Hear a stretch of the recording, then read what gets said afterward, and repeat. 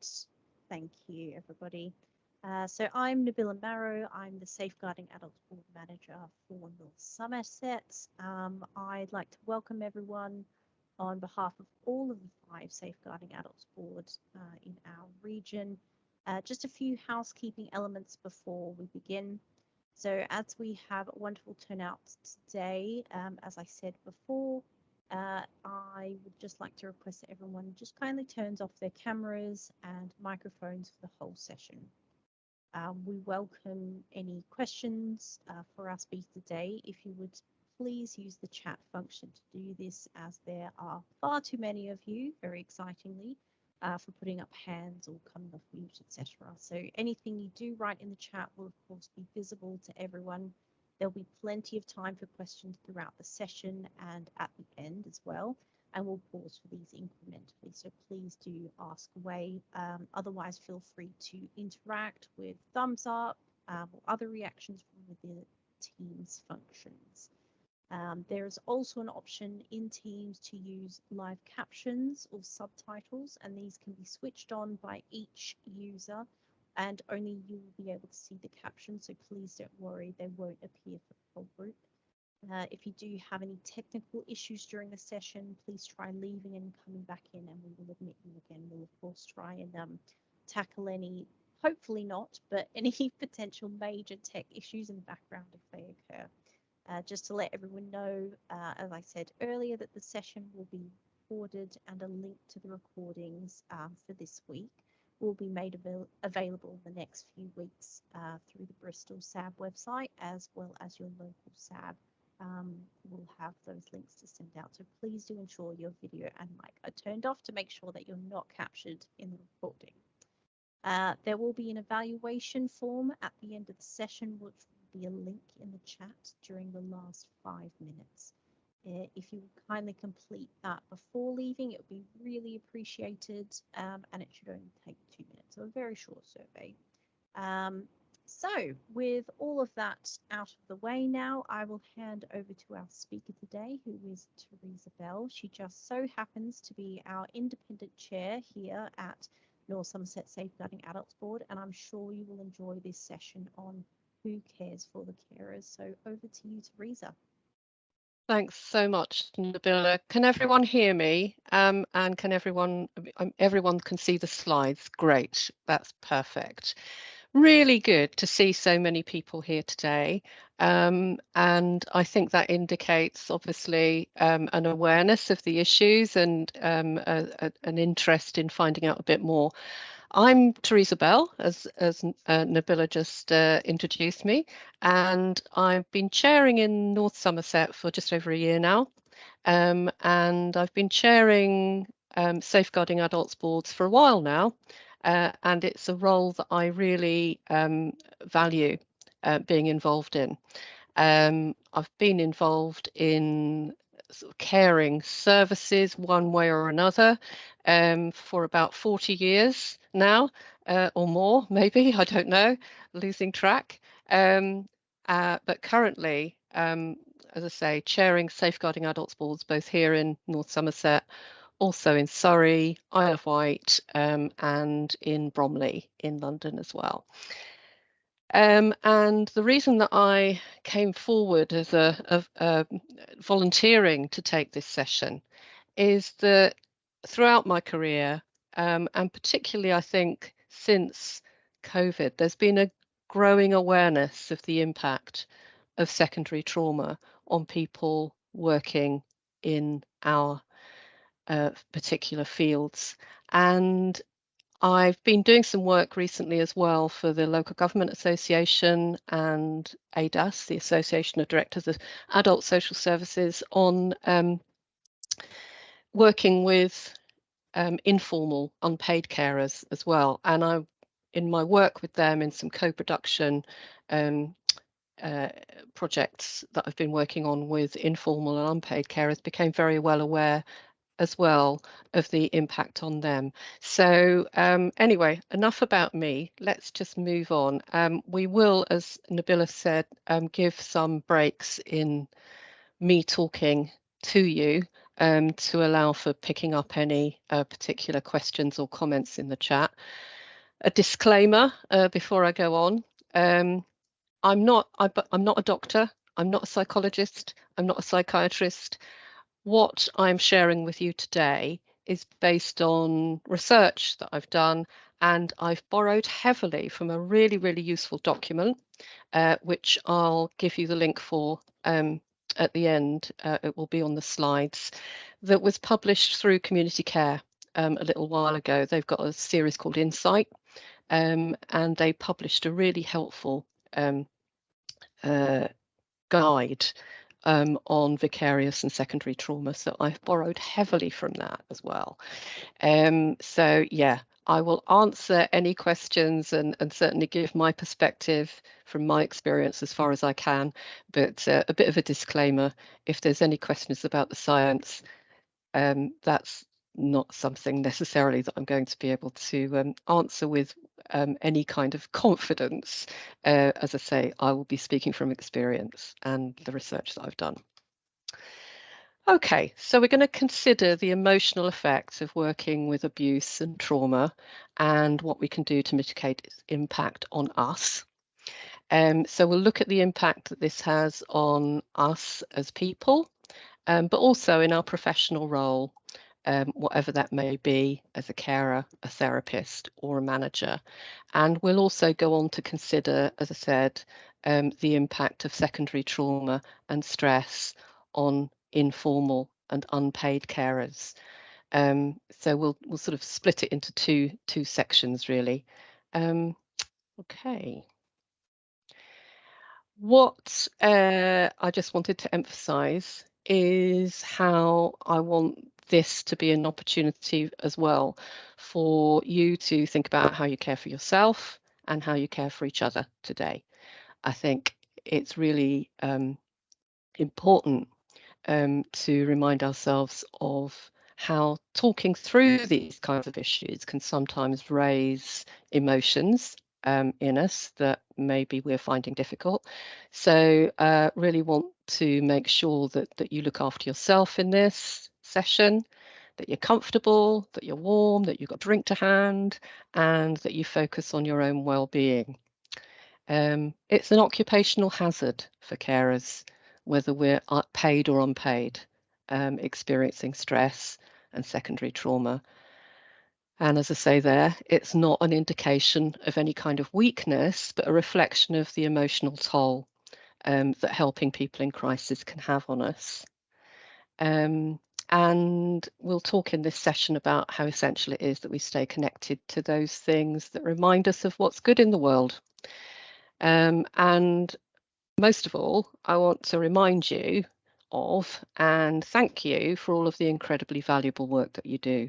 It is very much appreciated. Okay, so defining secondary trauma and stress. I think they can be terms that are used quite interchangeably. So secondary trauma, vicarious trauma, and sometimes compassion fatigue is used as well. It's used to describe that sense of distress that comes to people who are very close to the victim of a trauma. And that might be a family member, or it could be somebody who's working in the helping professions. So somebody who is working or is close to somebody who's been through a very extreme traumatic event may find themselves experiencing similar symptoms, in fact, the same symptoms at times as those people that they're supporting. And it's really important to be aware of that. And that is by no means a weakness. As I said before, it is an impact that we just need to be aware of. And today's session will be about recognizing that. Thinking about what some of the particular trigger points might be for us, and also I'll share some thoughts with you about ways to mitigate that impact, and it may well be that you'll be wanting to pop in some suggestions yourself into the chat as well that you would like to share with others. Okay. So I'm just going to go through a few definitions of some of the overlapping terms that can be used, because although secondary trauma and vicarious trauma is a distinct issue and impact in itself, as I say, it's usually related, it is related to working with somebody, supporting somebody who has been through an extreme event that has impacted on them, that potentially they're experiencing post-traumatic stress disorder from. There are overlapping definitions that I just wanted to take us through, and you'll be familiar with these terms. So stress, it can be quite helpful. It can inspire us. It can inspire motivation and commitment. But when stress turns into excessive pressure, it can become harmful and can lead to us feeling unwell, and it can lead to burnout. Again, a term that's often used. And that's a syndrome of where we just feel exhausted physically, emotionally, and not mental. It should be mental exhaustion there. Sorry, a bit of a typo. And it tends to build up over time. So burnout isn't something that you're going to experience in your first few weeks of work. It is something that will build up. And it occurs when our expectations of what is being demanded of us. Oh, sorry, just getting a bit of interruption there. It builds up when our expectations on ourselves outweigh our personal resources. So today will be about how can we strengthen those resources in ourselves. Post-traumatic stress disorder, symptoms that follow first-hand exposure to an extreme traumatic event or threat, and secondary traumatic stress disorder. It is very similar, but it will afflict people who've experienced trauma indirectly. So secondary traumatic stress disorder is very, very similar in impact, but obviously is impacting on the person who is supporting the person who's been through the primary event, but can have very, very similar emotional impacts. And I think there was a lot of discussion and a lot of awareness raised of this during the COVID peak experience, and much more awareness raised. And that was actually when Community Care published their little insight document that I referred to earlier, which is so helpful. Okay. Resilience. This is our capacity to handle stress.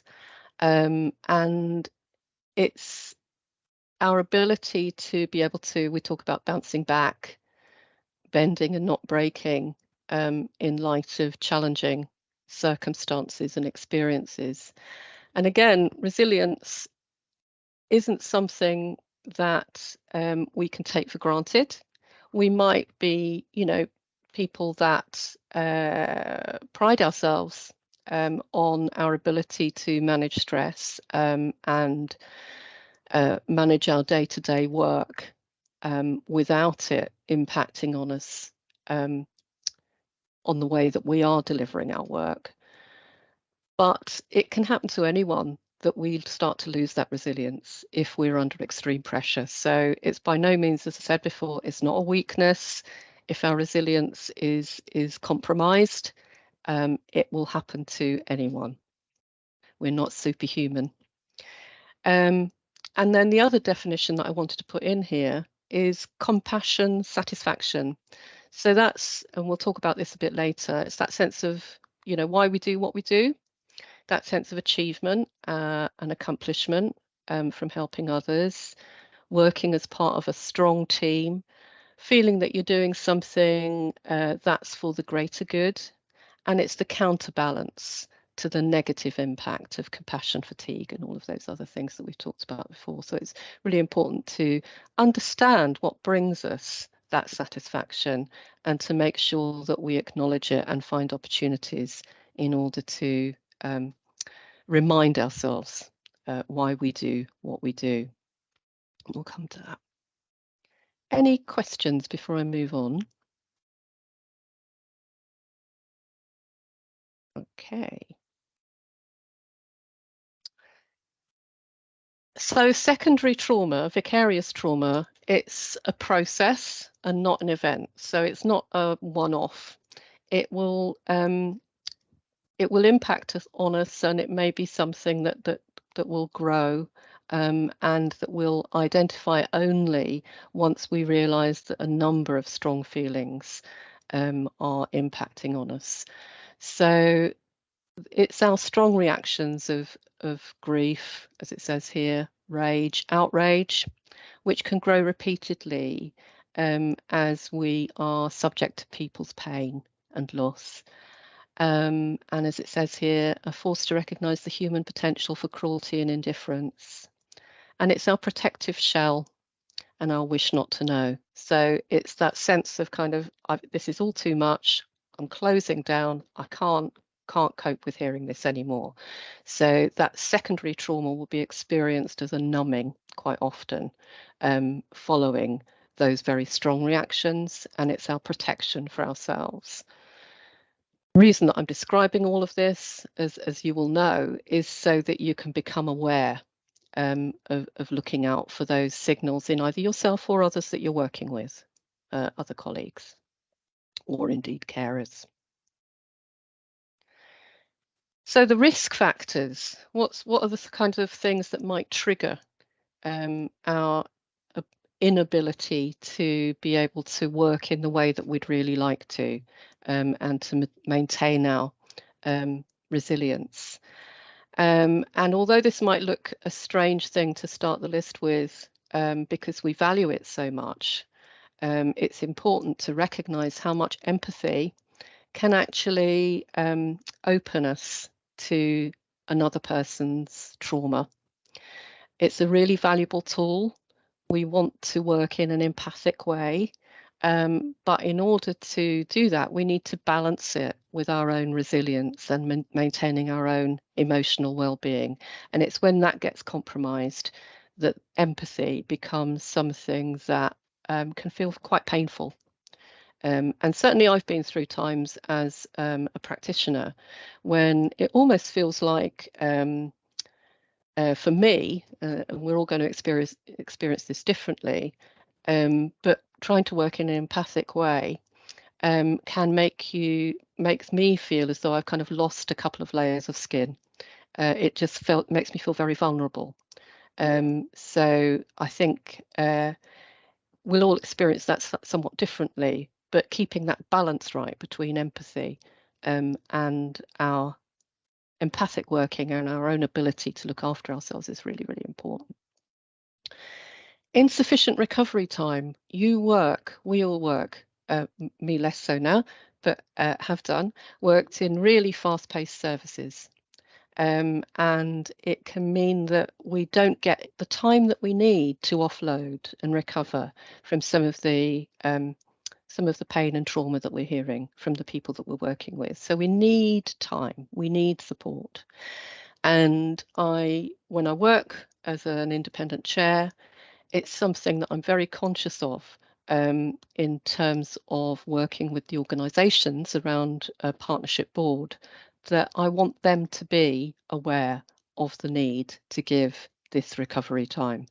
You can't expect to have people working in your organisations coming that close to trauma and distress without giving them the time and the support that they need in order to be able to work in a resilient way.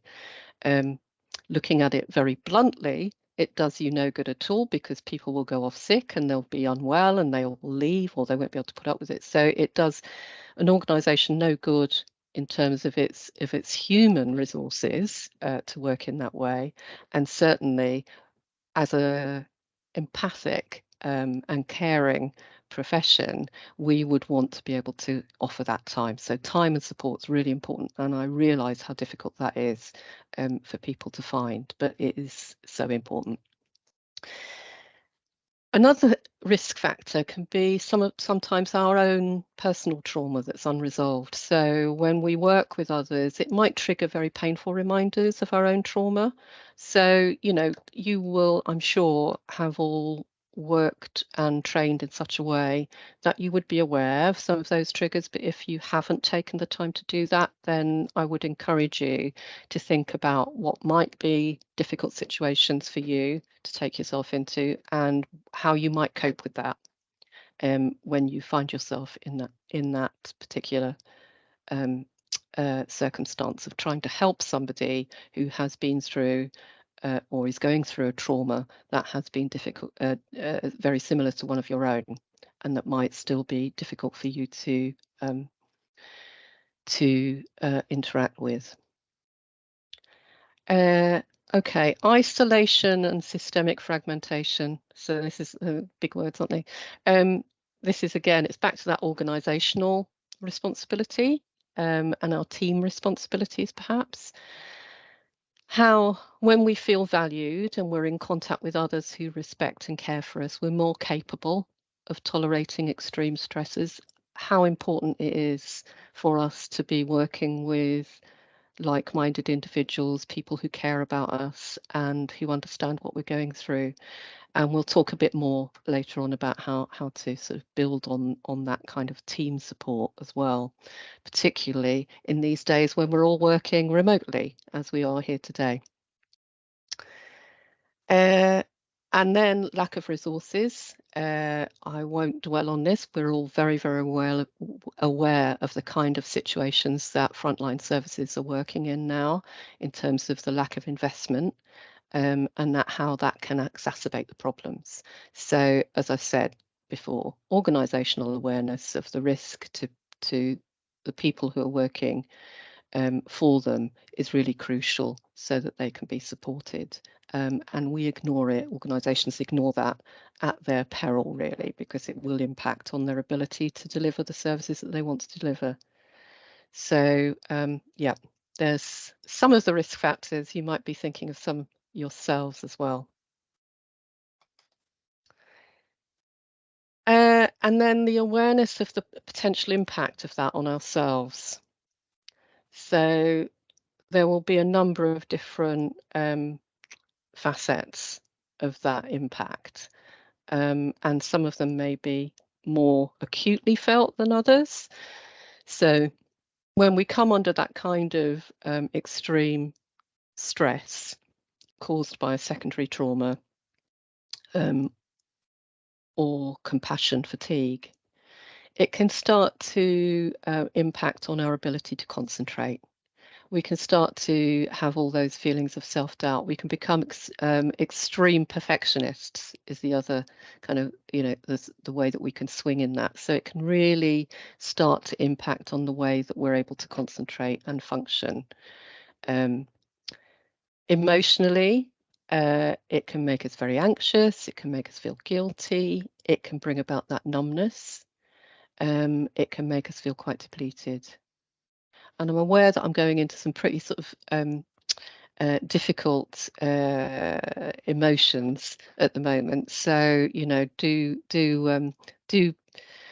bear in mind that this is us talking through it. We will come out of this and talk about how we cope with all of this at a later stage in this session.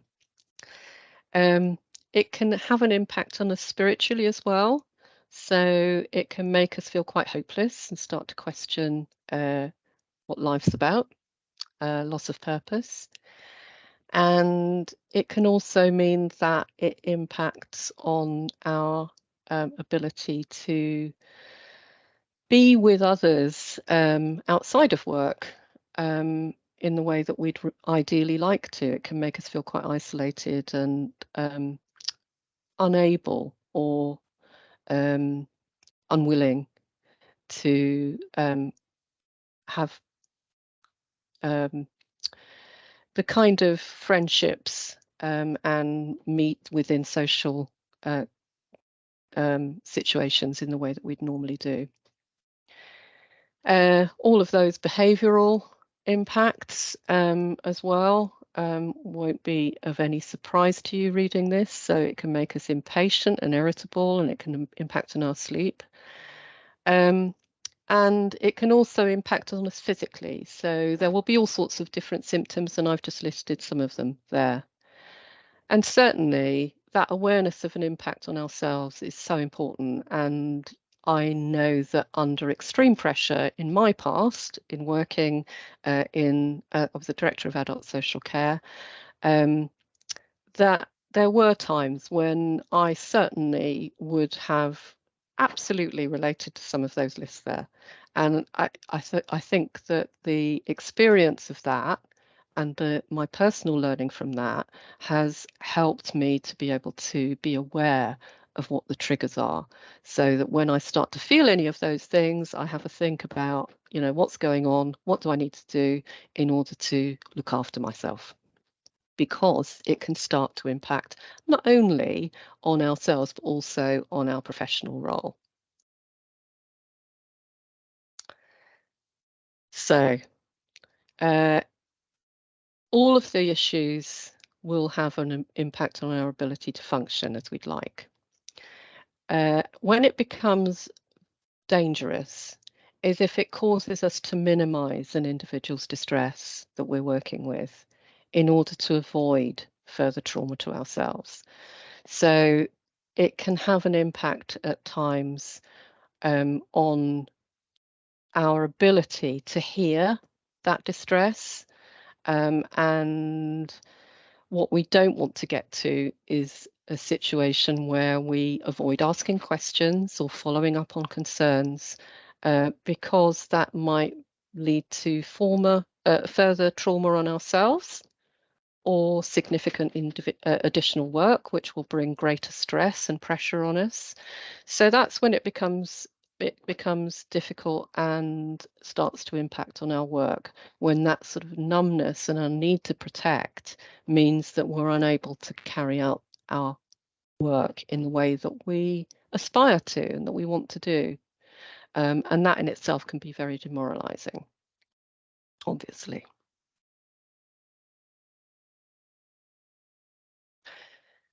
I liked this quote, so I've just put it in here for you.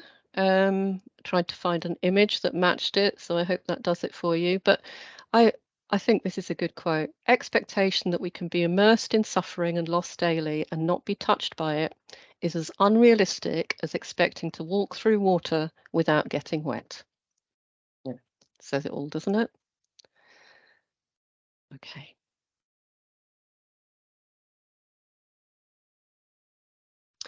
So, why do you do what you do? Probably not for the glamour and the money and the prestige. We do it for other reasons, I suspect. And it's that compassion satisfaction that keeps us coming back day after day. Because we enjoy helping people, feeling part of something bigger, supporting and protecting people who are at risk or vulnerable, and seeing the positive changes that can happen in people's lives. We enjoy the challenge and we like working with a supportive team. So it's that keeps us coming back. And there might be other things too, but those are the points that resonate from me. I always find it when people ask me about my job and I say how much I enjoy doing it, I see a sort of shock on people's faces who are outside of this health and social care world, because how can you possibly enjoy working in safeguarding adults? How can that be enjoyable? But I think it is because of those things. It's about feeling part of something bigger, wanting to put myself somewhere where I feel as though I am working for a greater good. And I really enjoy working with the people that I meet in the teams and the partnerships that I've been involved in. And I get a real buzz from that. I really learn a lot. So it's all of those things that keep us coming back, and it's how can we remind ourselves of that, and how can we build that resilience in ourselves by focusing on that when we're going through some of the pressures that we find ourselves in. So there'll be all sorts of ways that you might interpret good self-care for yourself. For me, it's things like I need time to take the dog for a walk in the woods. I need time to just sit down and have a cup of tea without it going cold. The number of times I need to go and heat up a cup of tea again in the microwave because I've just let it go cold because I've got caught up in something. So it's about, just making sure that we look after ourselves, and finding other things as well that give us that strength that we need both mentally and physically. So you will all have your own ways, I'm sure, of thinking about how you do this. I took up knitting during the COVID lockdown, and that's something that I quite enjoy doing. It drives me mad at times, but it gives me that kind of mindful way of being engrossed in something else, and stops me, just dwelling on work issues or problematic issues. Yeah, there'll be all sorts of ways. I do yoga. When I force myself along on a Thursday evening in the cold and the wet, I remind myself that it makes me feel better by the end of it. So even if I don't want to get there, I'm certainly going to feel better afterwards. I'm better on some Thursdays than others at actually getting myself along there, but hey ho. So a strong and supportive team, I think, is a really, really important thing for us in working in a very difficult profession. And it can be really tricky to maintain that sense of team in the way that we're all working now, which is much more fragmented. But there are ways that we can do it. And I think making our teams, organizations aware that we need that safety net and we need that safe place to process the emotional aspects of our work is really crucial. So we want a formal, safe place to process what's going on for us on a daily basis. But that informal support is also so valuable. So that ability just to sit down and have a coffee or a tea and a chat with our colleagues is really important. So if it's not possible to do that in a face-to-face setting, just taking the time to set that up, as we all learned to do during COVID, in a virtual way is really important.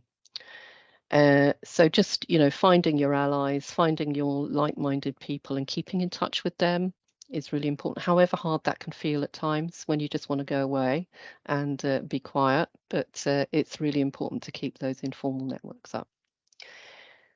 Okay.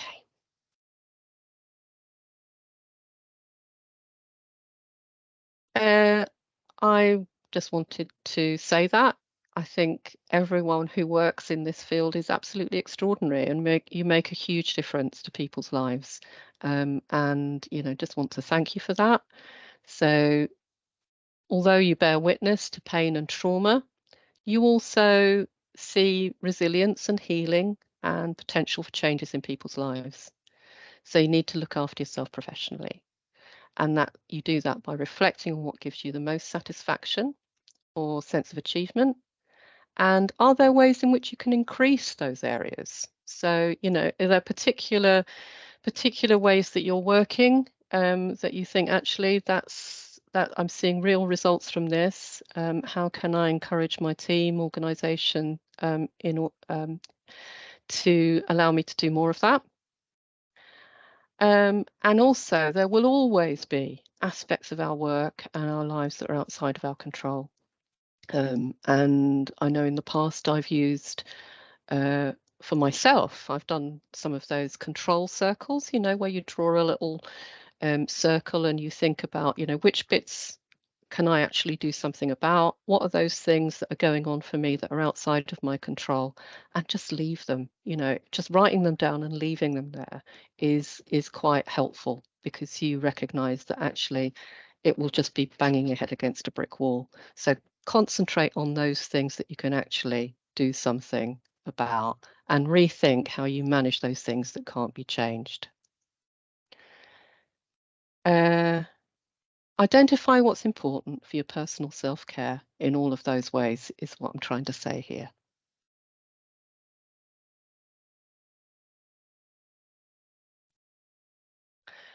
I'm going to go on to informal and unpaid carers next, but thank you for the reactions and the comments that are popping into the meeting chat. And I just want to give an opportunity if there is anything that anyone wants to pick up on from what I've just taken you through before I move on to talking about informal and unpaid carers, because it's a little bit of a shift. It's away from ourselves and thinking about how we work with informal and unpaid carers now. So I'll just give a bit of time just in case anyone wants to say anything.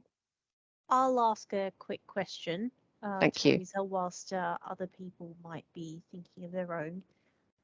So in terms of self-care, how did you find what worked best for you, and have those things changed over time? Oh, that's a great question, Nabila. Okay, how did I find the things that work for me?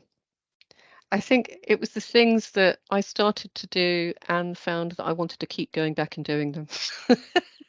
So sometimes I'd pick up a suggestion from somebody else and I'd give it a try. You know, meditation or whatever it might have been, and just found that wasn't for me. I'm also, although I'm a sociable person, I am quite introverted. So the instinct for me when I'm feeling under huge stress, thankfully not lately, but in the past, was to just take myself away. And I know that although that was important, it's important for me to have time on my own. I read a lot. I love music. You know, all of those things are important. What wasn't doing me any good was not staying in contact with good friends. And when they were calling me and you know, saying just want to chat, I'd be thinking I don't want to chat. But actually, it was I did have to force myself to do that. And once I started to get into it, it was fine. And also realizing those people that actually are nourishing for us and good for us, and recognizing those people that perhaps I'm going to use a really unfair term now, but you know, we're familiar, most of us, with Harry Potter books. I've always described them as dementors. It's the kind of people that suck the energy away from you, and just how important it is to, if you're a people pleaser, which I tend to be, just don't force yourself into situations with people that are just going to suck the life out of you. You know, you need more than that. So yeah, sorry, I've rambled a bit there. I see that the cup of tea reheating resonates. It's absolutely true, isn't it? That is something that is a real signal for us that we don't even get time to drink the cup of tea that we just made for ourselves. Okay, insulated mug. I don't think that's the answer. Yeah, good training program, absolutely, and professional boundaries. Yeah, because there's a real difference, isn't there, between being able to manage ourselves professionally and appropriately, and emotional detachment, because it's a difficult balance in the work that we do. We need some kind of emotional attachment and empathy, but it's doing that in such a way that it's not compromising our own ability to stay strong with it. So I think, you know, good training, good supervision, opportunities to link with your teams during our working day is all important. Yeah. Okay. Okay, I'll move on, shall I, to informal and unpaid carers. So this is based on some work that I've done fairly recently to look at some of the impact on our unpaid carers. So looking at the most recent census data, number of unpaid carers is estimated at about 5 million. And that means that around 9% of people are providing unpaid care. So that's according to the census data. But Carers UK research estimates that the number is much higher than that and could be as high as 10.6 million. And that was based on the Carers Week research report in 2022. So we've got an awful lot of informal and unpaid carers out there. And they will be impacted very adversely by the current cost of living crisis. So they'll be facing huge pressure on their finances. And you'll see there some statistics that were taken from Carers UK about how carers are cutting back on essentials.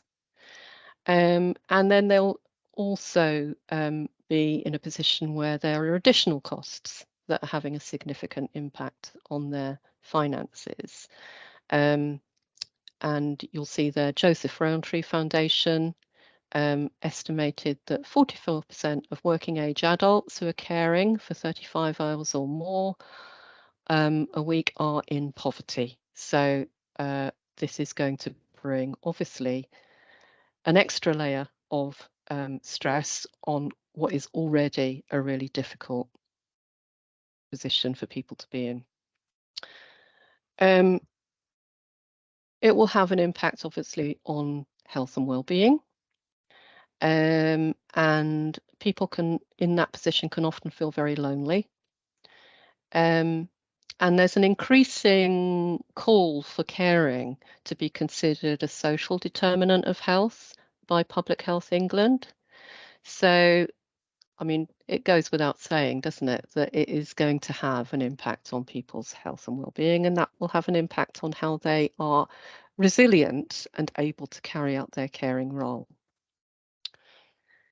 So I did a piece of work a little while ago, and I'll put the link in the final slide to the resource that was produced as a result of it by the Local Government Association.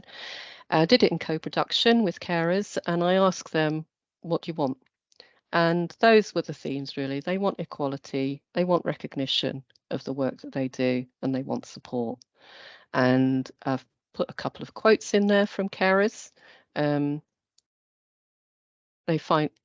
talking about ordinary people who find themselves in potentially extremely difficult situations, immense emotional and practical implications for their lives. And that's from the State of Caring, a quote there. And many of us as well, I guess, suspect on the call today, as well as in our professional lives, might also be carers in our personal lives too. So I'm talking about carers in terms of the work that you do with them, but it may also be that you directly are impacted as well by being a carer in your personal life. So it's not as if they're a separate breed. It's all of us really can be impacted by this. So the guidance note that I produced had some key messages for supporting carers, and I think I've put at the top of this list being aware of the impact of stress and secondary trauma on informal and unpaid carers, and being aware of the impact of that. As we've talked over the last few slides about the impact on us, you know, they're going to be feeling that too. Don't make assumptions about their ability to be able to care in the way that they aspire to, just as we will find that compromise for ourselves. It will also be something that we need to be aware of for informal carers. So assessments you'll be aware of need to provide timely, careful assessments of both the carer and the person that they're caring for, considering the well-being of them. and increasingly and sadly being aware of when a domestic abuse response is required. So we're seeing it both ways in terms of the referrals that are coming in and safeguarding adult reviews that I've been looking at, where it may be that a carer has been pushed to an extreme in terms of the stress that's been on them and has been violent or coercively controlling, or the other way around. It can be that a carer will be subject to abuse by the people, by the person that they're caring for. And we're seeing more and more incidents of this coming through now. So in the resource that I worked on, and I'll give you a link to, it talks a bit about that awareness as well. And there they are. So the top one there is the document that I've based a lot of the information that I've shared with you today on, and that I looked at while I was preparing this presentation, the one that was produced by Community Care Inform. So you can go on and download that for yourself. And then the second resource is the Carers and Safeguarding briefing that I was asked to produce in co-production for the Local Government Association and ADAS a little while ago. So you've got both of those resources there. So thank you. Thank you for listening. Thank you for your reactions and comments. And I hope that that's been helpful, useful, food for thought. But please look after yourselves. Find someone to talk to if this session's raised any difficult thoughts or emotions for you. And I'd be very happy to take any questions. So thank you very much. I'll come in again, Teresa, and ask a question whilst people are saying their thank yous and everything. And just before I do, just a quick reminder, I've popped in our evaluation link in the chat. So if everyone could please complete that before they leave today. So in terms of people who are balancing their professional life in care as well as personally, potentially being an unpaid carer, how have you found people in this situation can balance this best? What are your recommendations in terms of professional and personal support? So I know someone in the comments said Alliance Homes has a mental first aider program, and so that offers a safe space for people to talk about anything which might be troubling them, whether that's professionally or at home. So what are your recommendations, especially in that particular area? Thanks, Nabila, and thank you all very much for your comments. That's really, really heartening to see. I saw that pop up in the chat and I thought that's a really, really good initiative. And it's exactly that kind of thing, isn't it, that's going to help. I think it's having that openness as an organisation to the fact that, you know, people are managing very, very difficult circumstances. And we don't know what's going on in people's lives. You know, we place huge demands on the people in our health and social care and police and, you know, all of the other responsive services, voluntary sector, community sector, big demands. And I think it's really important to recognise that we don't know what is going on behind the scenes for them, and that we need to acknowledge the difficulty of the job that they do and care for them. And so something like that initiative from Alliance Homes looks fantastic.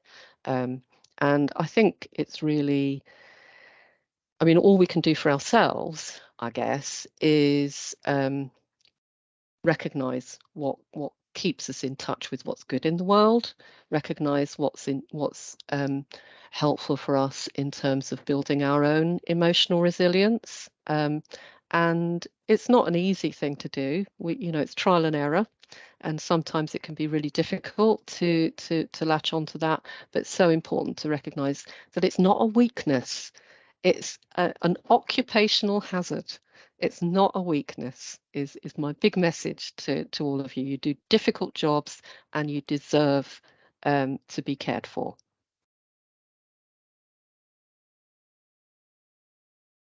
That's it from me, I think.